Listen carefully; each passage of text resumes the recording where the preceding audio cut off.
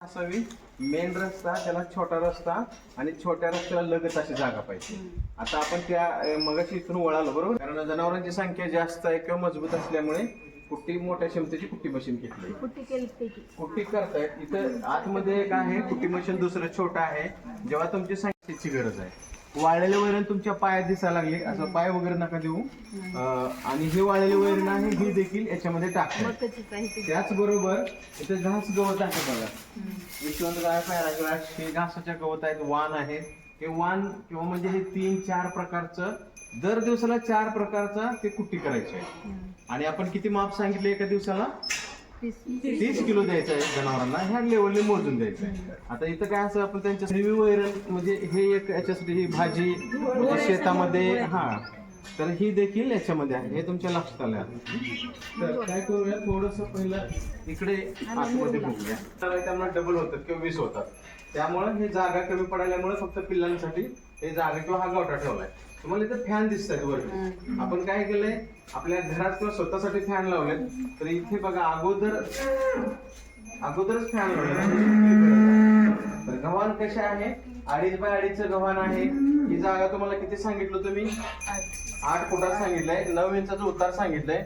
उतार असा ह्या बाजून तिकडे केलाय, त्याचं एक टाकी आहे, त्यात हे सगळं मिक्स होते आणि पिकाला ते पुन्हा पाईपलाईनद्वारे दिलं जाते. तर ही त्या टाईपची रचना आहे. मापामध्ये द्यायला लागलो. तर हा कॉमन टाकलाय भिजायला, तो सगळा थोडा थोडा जे दुधात आहे, ज्यांना द्यायचं आहे, ज्यांना गरज आहे, ज्या विश्रांतीत आहे, ज्याच्या त्याच्या लेवलला खुराक त्यांना दिला जातोय. त्याचसोबत दूध आहेत किंवा बघा दुधाळ जनावर आहेत, खनिज मिश्रणाची गरज असते.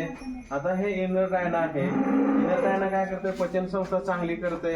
वैरण म्हणजे ह्याच्यामध्ये दाह असतो किंवा थोडस गरमाई असते जास्त, तर हे सगळं मेंटेन करण्यासाठी ह्याची गरज आहे. जनावरांकडे तुम्ही जेव्हा बघताय, नजर टाकताय, सगळ्या गायी कशा टॉप क्वालिटीच्या दिसत आहेत. फॉस्फन आहे अतिशय महत्वाचं ते औषध आहे की याच्यामुळे हाडं मजबूत होतात आणि दुधातील सातत्य राहते. हे ट्रायब्युएट आहे, बी कॉम्प्लेक्स आहे, पचन संस्था किंवा हृदय चांगलं काम करावं अशी सर्व टाईपची औषधं आहेत. ती काय इथे ठेवलेत, कारण दर दिवसाला प्रत्येकामध्ये काहीतरी सिम्पटम दिसू शकतात, ते लगेच देता येतील. लोडच मागवतात, ट्रकनी माल सगळा मागवतात का, कारण संख्या जास्त आहे. तर सुग्राचा हे चांगले अॅग्रो कंपनीचं आहे बघा. ते हे नळी लावली, नळी का लावली आहे, नळी लावली दिसते का? नळी कशाची आहे? स्प्रिंकलर आहे. उन्हाळ्यामध्ये होऊ शकतात, त्यामध्ये शावर कसे बघा, त्या गळ्यामध्ये आता ही माझ्या ओळखीची आहे का, मला का मारा नाही, तर तिला कसं कव्हर करायचं त्याची आयडिया असते. किती मोठं जनावर तुम्ही यांना असं करायचं आहे, कारण आता ही एक पद्धत आहे त्याला नंबर देण्याची. शिवाय तुमच्या मोबाईलमध्ये जसं ते सिम टाकलंय, सिम तुम्हाला दिसलं तसं आतमध्ये असते, त्याच्यावर सगळं चाललंय.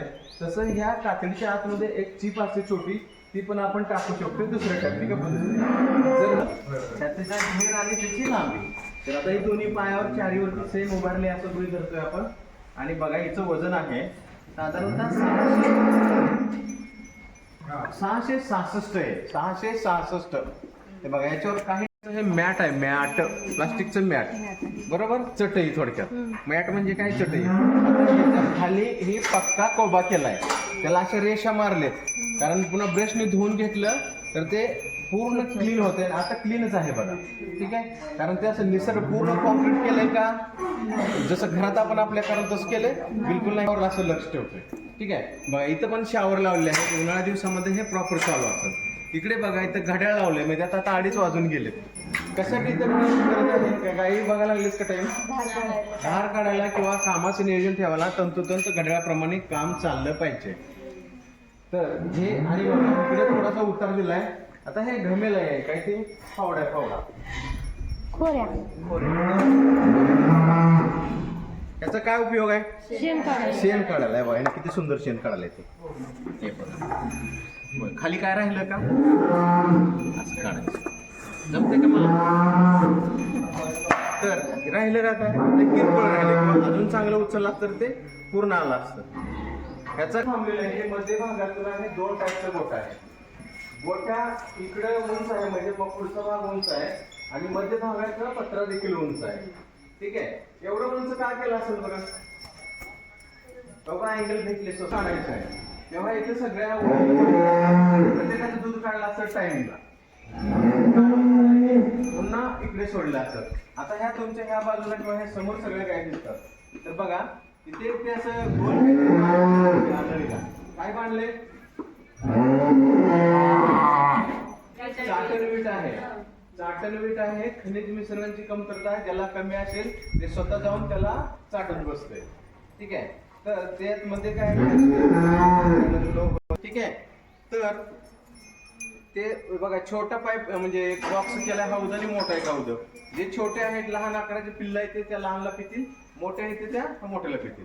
तिकडे ते ड्रम कापून ते घाण बनवलेत सेपरेट एखाद्याला. त्या बाजूला देखील पाण्याचा हौद ठेवले, 2 टँक तिकडे ठेवलेत.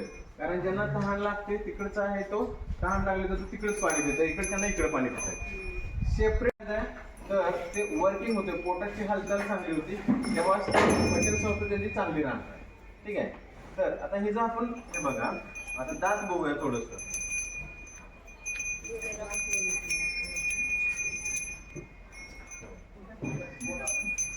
बघू देणार नाही बऱ्यापैकी नाही बाहेर त्यांना.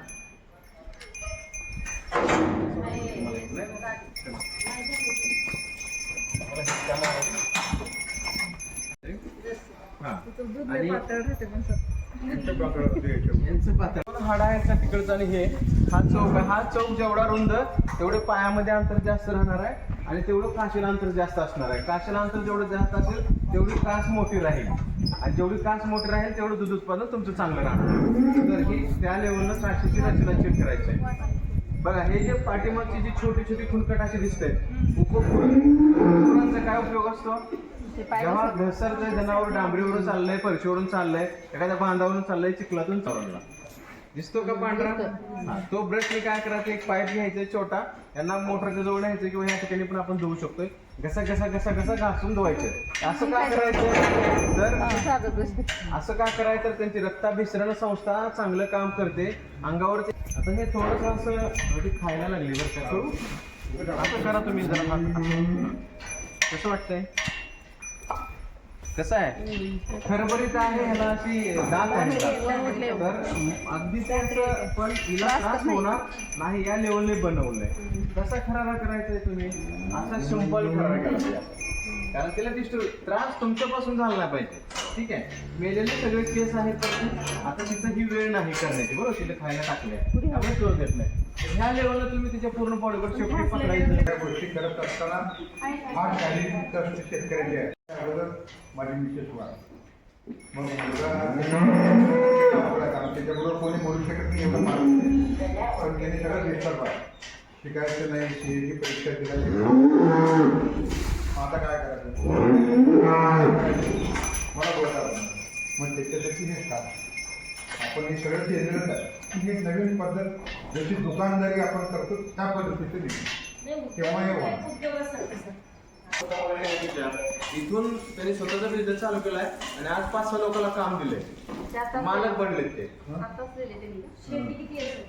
माझ्याकडे परिस्थिती काय माझं एज्युकेशन CA म्हणून एक अकाउंटिंगचं फील्ड आहे. म्हणजे जिथं व्यवहाराचा हिशोब वगैरे ठेवला जातो ते माझं शिक्षण होतं. त्याच्यामुळे फायनल इयरचे स्टुडंट आहे.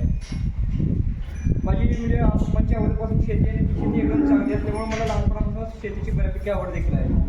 पुढं चलून मग इथंच काहीतरी करायचं म्हणून सोडू नये ते माझं एक इंटेन्शन. गावातून सगळे लोक शहरात गेल्यानंतर गावात राहणार पण आपल्याला खायला मिळायला नाही देणार खाणार काय आहे. त्याच्यामुळे जे मुलं आजकाल बाहेर जातात त्याचा मला एक विरोध आहे की आपण शेती केली पाहिजे. जर सगळेच नोकऱ्या केले तर येणार त्या एक इंटेन्शननं मी इथं शेती किंवा एक गोठ्यासारखं व्यवसाय गावात जे चालेल ते करायचं म्हणाले. मग सुरुवातीला एक गिर काय आणली होती 2 वर्षाच्या अगोदर होळीच्या दिवशी बरोबर. तिथून हळूहळू चालू केलं. स्टार्टिंगला काही गाय आल्यानंतर बरेच अडचणी झाले, दवाखान्यात बरेच पैसे गेले, नवीन बसले ते डॉक्टरलाही माहिती होतं काय माहिती नाही. म्हणजे काही त्यांच्याकडून ट्रीटमेंट वेळेवर भेटले नाही किंवा औषधं महाग भेटायला लागली. अभ्यास करत गेलो. जी गोष्ट मला अगोदर 100 रुपयाला भेटली ती मी 50 रुपयाला आणतो आणि त्याच्यापेक्षा चांगली आणतो.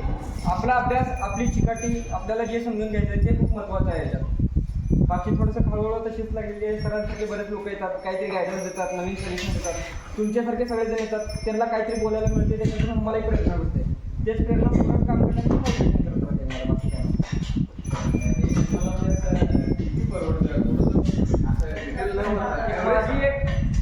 कंडिशन हे होतं, एका गाईच्या पाठीमागे महिन्याला 5,000 रुपये गाईचं राहिलं पाहिजे शिल्लक, कारवडीचं आणि शेणचं सोडून. आता 5,000 तरी काय भेटत नाही, पण 4,500 4,000 पर्यंत मला एका गाईचे सध्याला भेटत आहेत. मध्यंतरी ते काही 3,000 पर्यंत गेलं होतं, पण आता 4,000 4,500 पर्यंत एका गाईचे ऑन अँड ॲव्हरेज होतात मला. कारवड आणि शेण सोडलं तर कारवडींचे आता समजा ही काय हिला कारवड झाली, ती कारवडचा मी काय खर्च धरत नाही, पण ती कारवडी मला वर्षानंतर पैसे देऊन जाणार आहे. शेण आहे, शेणाचे पैसे होणार, याला सोडलं तरी मला एका गाईच्या पाठीमागे ऑन अँड ॲव्हरेज 4,000 रुपये 4,500 रुपये खरं होतं. मग आपण असं करूया की समजा ह्यातल्या निम्म्या आमचे 10 चालू नाही तर मला 60,000 65,000 रुपये महिन्याला होतं. प्रॉफिटची सगळे खर्च होतात थोडं. तर तुम्हाला 65,000 रुपये महिन्याला राहणार आहेत बघा. हे सगळं मेंटेनन्स सगळा खर्च सगळं जोडून. आता याच्यामध्ये फरक आहे. आम्ही 10 कारवडी एवढ्या आणल्या आणि त्यांना सांभाळतो, तो खर्च त्यांच्यात चालू आहे. तो खर्च त्यांच्यामध्ये चालू आहे. आज त्या सगळ्या कारवडी ज्या गोटा होता, दवाखान्याला पैसे द्यायला लागले. म्हटलं दवाखान्याला देण्याची ह्याची साईट वाढू, दवाखान्याला पैसे कमी नाही दूध जास्त होणार, मलाही शांती काही नाही आणि काही गोष्टीला पण खर्च करणं इम्पॉर्टंट. प्रत्येक गाईला आम्ही जे देतो, आता तिथं भरड्यात कॅल्शियम आहे, मिनरल्स आहे, ह्या सगळ्या गोष्टी आम्ही मिक्स करून देतो.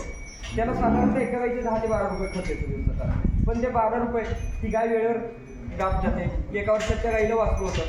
जर आपला गाप पिरियड 2 महिने लेट होत गेला की गाय पुढे जाऊन दूध कमी देते. माझी गाय 10 लिटर 12 लिटरवर मला आठवत आली. जेवढा पण लेट होईल तेवढा आपल्याला नुकसान म्हणजे लवकर वर्षाला वेळ देणे, दूध उत्पादन योग्य राहणे, वेळेत मात करणे, या चांगल्या गोष्टी आहेत. कारण ह्याचा अभ्यास खूप पुढचा आहे. त्या दिवशी आम्ही बोललो ते सध्या ह्या जे वस्त्र बनवलेत का दिवसाला 60 लिटर पिणारी असे टाईपचं वस्त्र बनवलं. दिसत हे त्या लेवलचं वस्त्र आहे.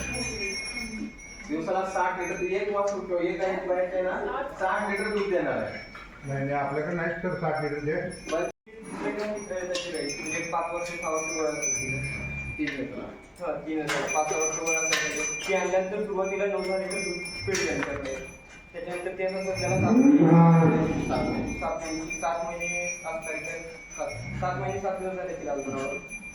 तिला तर दूध बंद करायच्या वेळेवर आहे. एखादी काय आजारपणामुळे दूध कमी येते, पण तिथं स्टार्टिंग 9 लिटर आम्हाला ती एका वेळेस ऑपरेट केली जाते. म्हणजे 2 वेळ पकडलं तर 20 लिटर दिलेलं आहे. 7 ते कंटिन्यू राहिले. पहिला आठवायचं आहे. 8 महिन्यात गेली की आपण तिला आठवतो. 7.5 महिन्यामध्ये दूध बंद करून देतो माझ्यापासून. कारण 10 दिवस दूध आपण अगोदर बंद केलेलं परवडतं. कारण ती काय पुढच्या वेळेला तेवढंच 2 लिटर जास्त देते. तिला ताकद भेटते शरीरात, ती ताकद ब्रेक केल्यामुळे. आता हे आठवण्याची जी प्रक्रिया आहे ती थोडक्यात कसं आठवता केला तुम्ही? आणि 10 लिटर सकाळी 20 लिटर एका दिवसाला नॉर्मली गाईला पाणी वगैरे घेऊन आठवतं. पण आमच्या इथं आणखी जे तेवढं प्रॉपर होत नाही आणि त्याला थोडंसं फीड कम करतो. म्हणजे शुगरात वगैरे जे हाय प्रोटीनचं फीड आहे ते फीडच्या वेळेला जर नॉर्मली गर्भणीसारखा दुसरा फीड दिलं ॲटोमॅटिक तिथं दूध कम व्हायला चालू होतं. गाईचं पण जे शुगरात म्हणतो कुठं 1500 नंतर कुठं 1200 तर त्याच्यात जास्त एक असतं प्रोटीन असतं आणि दुसरं असतं फॅट म्हणून असतं. 2 प्रकार असतात. ते जे आपण कम जास्त केलं की ऑटोमॅटिक त्या गाईच्या खारात चेंज झाल्यामुळे त्या दुधात चेंज होतात आणि थोडं पाणी कमी केलं की गाईचं दूध ऑटोमॅटिक कमी होतं की ऑटोमॅटिक टाकत जाते. आणि आठवड्याला त्याला पेनिसिलिन नावाची एक ट्यूब पेनिसिलिन नावाची एक ट्यूब असते. ते 40 सेकंद सोडलं की तिचं दूध खराब होत नाही, तिला मस्टॅटिस सारखा रोग होत नाही, पुढे जाऊन ती कुठल्याही गोष्टीला आपल्याला त्रास देत नाही. पुढे ती गाय हलवल्यानंतर आपल्याला 1 रुपयाचा एक खर्च देत नाही. थोडक्यात सांगायचं आता ती सध्याची पाठीमाग गाय आहे त्याची कास सुटलेली ती मला आल्यानंतर 2-5 तिला मला खर्च आवडला. पण माझ्या गोट्यावरची गाय जर चुकून मी कोणाला विकलं त्याला ते खर्च होणार किंवा ती माझ्याकडे गेली मला माहिती आहे नंतर काय त्रास नंतर काय जड होते. म्हणून तिला आठवताना तुम्ही दूध इंजेक्शन वगैरे करून आठवतो प्रॉपर 100 रुपयाचा खर्च येतो 4 इंजेक्शन सोडायला. 4 इंजेक्शन 100 रुपये लागतात. पण ते पुढे जाऊन आपले 2000 रुपये वाचतात 4000 रुपये वाचतात.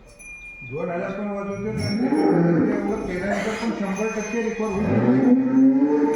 किती दिवसात कव्हर होईल दुधात तेवढी उतरेल कायचं गॅरंटी नाही. कमी होऊ शकत नाही. पूर्ण सॉर्ट राहून जाऊ शकतो. तर गायी आजारी पडतात. त्यांचं चारा पाणी सगळं बंद, ताप येणे चालू असतं. मग ते ताप येते म्हणलं की त्या वेळेला डॉक्टर म्हणतात की तिला ताप यायला लागलाय, तिच्या पोटात ॲक्च्युली लोखंड आहे. तर आता त्याच्यामध्ये आम्ही ऑपरेशन केल्यानंतर एवढी तार नाही. त्याच्या अगोदर दुसऱ्या 2-3 गाईचं बंद केलं. त्याच्यामध्ये 2 गाई तर जगावल्या. म्हणजे आपल्याकडे 3 गाई मेल्या आतापर्यंत. त्याच्यामध्ये माझे 2.5-3 लाख रुपये गेले. पण तेवढं जरी असेल तर त्याची हिंमत करायचं म्हणजे करायचं. आता ते ऑपरेशन करताना मी ते बघत नाही, मला ते सांगत नाही. यांनी त्याच्यामध्ये हात घालून डॉक्टर कसं सांगितलं तसं घालून Check केलं. फिरवून फिरवून सगळं काढतं त्यांनी डॉक्टर बरोबर. आणि एक सांगायचं म्हणजे प्रत्येक गायची इन्शुरन्स करा.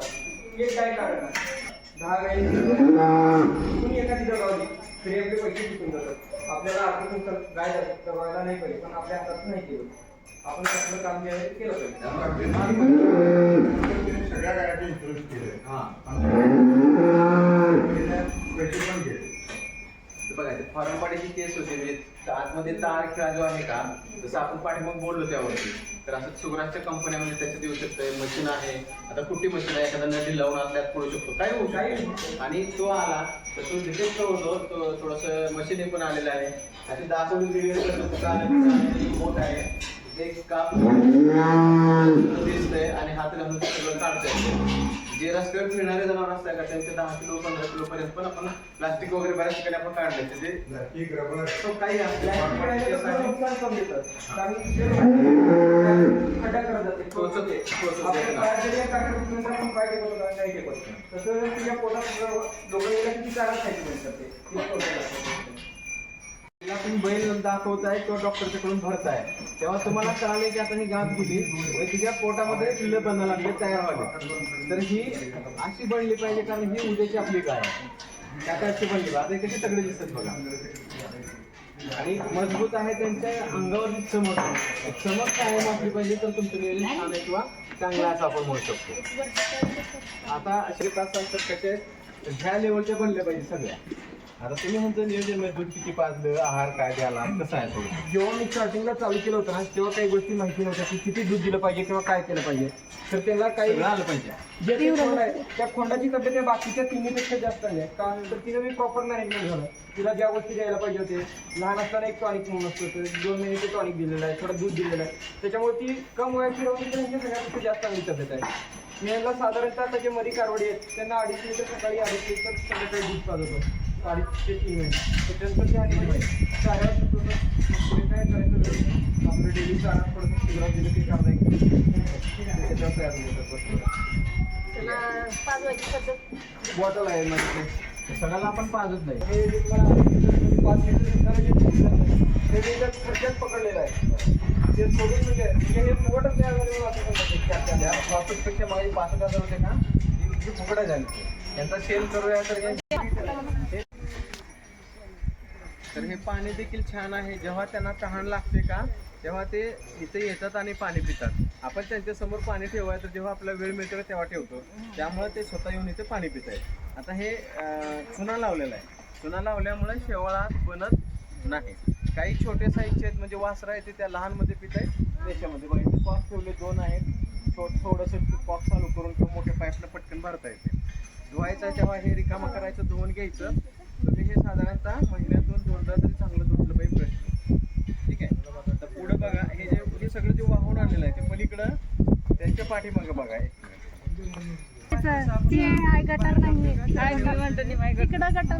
खत आहे. आणि हे बागायत क्षेत्रासाठी तिथं जी पाईप दिसते ते मोटर लावलेलं आहे तिकडं.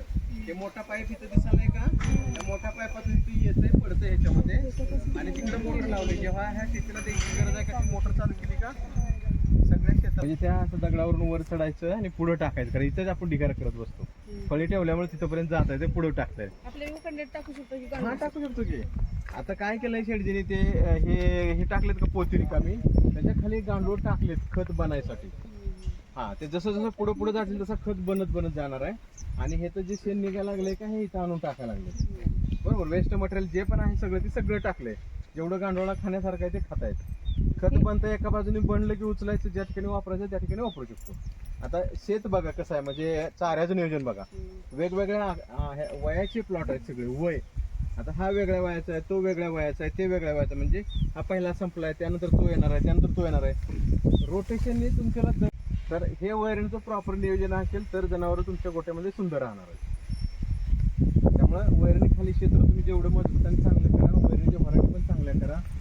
नवनवीन वाहन आलेत, मक्याचे वगैरे बिया आलेत, गव्हर्नमेंट फुकट द्यायला लागलंय, त्याचा फायदा पण घ्या. आणि असं गांडूळ खताचा बेड देखील एक तरी लावा आपल्या घरी. एक तुमच्याकडे झाडून ते वगैरे काय मिळतं 1-2 गाईचं शेण असेल तर तेवढं त्यात टाका, 1-2 शेळ्या असेल तर मेंढ्या टाका. तर मला वाटतं हे स्ट्रक्चर होतं एवढं सगळ्यांनी बघितलं. आता तुमच्या मनामध्ये काही प्रश्न असू शकतात. चालू केलं का ते आतमध्ये ओढून घेतं, त्यामुळे आत चढ गेलं का त्याला ते गच्च होतं ऑटोमॅटिक. जसं आपण असताना असं काढतो का बरोबर त्या लेवलीत काढते. त्याच्यातून तुम्हाला दूध जायला दिसतंय. सडातलं दूध झालं की ऑटोमॅटिक बंद पडते, निघून खाली पडते. त्या साईडने भारी काम करते. 2-3 मिनिटामध्ये 10 लिटर चालू काम करते. सगळं संपवतं आणि कसा पाणी त्याच्यामध्ये ठेवलंय, तहान लागेल तेव्हा ते पाणी त्याच्यामध्ये पितायचं. ठीक आहे, आता क्लोज करून थोडं टाकून घेऊन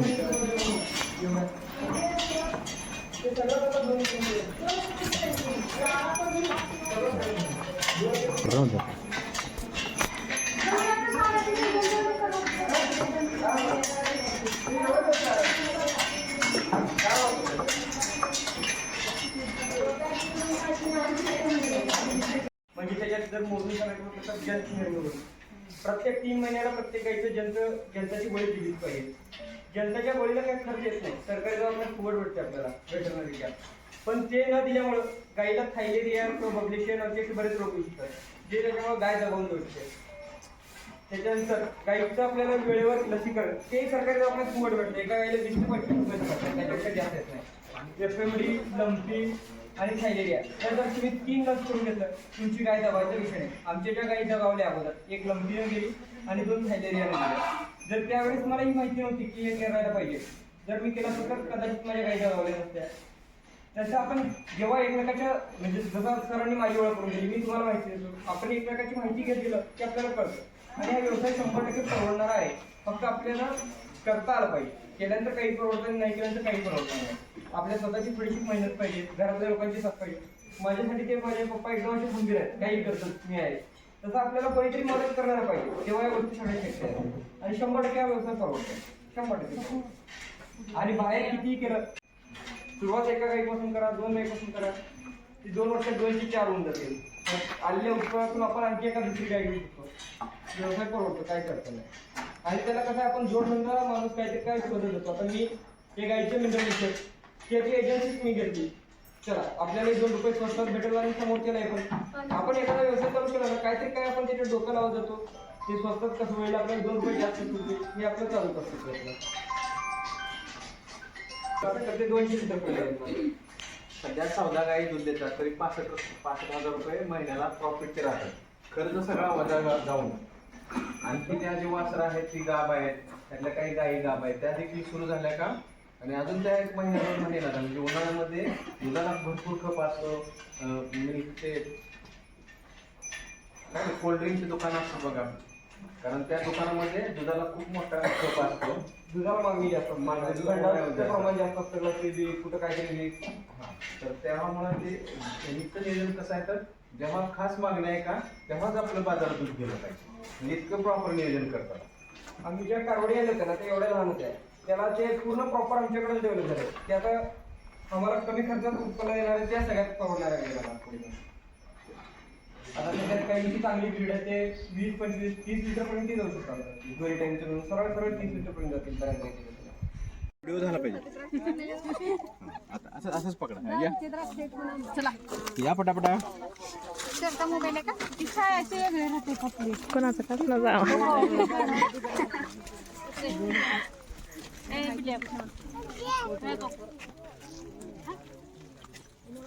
धंदा सध्या मग